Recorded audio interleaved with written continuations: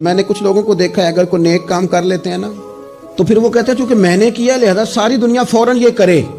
آپ یہ کیوں نہیں سمجھتے کہ رب نے آپ کو توفیق دی ہے تو آپ عاجز ہو جائیں اللہ کے بندے, آپ عاجزی اختیار کریں. وہ کہتے ہیں چونکہ میں کرتا ہوں لہذا میں اب اتنا بڑا آدمی ہوں تو فلانے بندے تو ٹھیک ہی نہیں.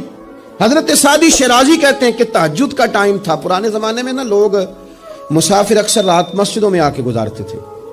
تو کہتے ہیں مسجد میں لوگ سوئے ہوئے تھے سارے, تہجد کا ٹائم تھا, میں تہجد کی نماز پڑھ رہا تھا, میرے والد بھی ساتھ تھے. تو میں نے اپنے ابا جی سے کہا یہ دیکھو کتنے بد نصیب ہیں, نفلوں کا ٹائم ہے اور یہ سوئے ہوئے ہیں.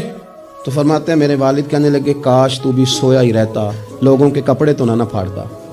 او خدا کے بندے اگر تو نے پڑھی ہے تو تیرا اور رب کا رشتہ ہے, اس کی بنیاد پر تو دوسروں کو حقیر جاننے لگ گیا. علم پڑھے دا مان نہ کریے ماتا کی میں پڑھیا, او جبار کہار کہاوے متے روڑ دے میں دودھ کڑیا.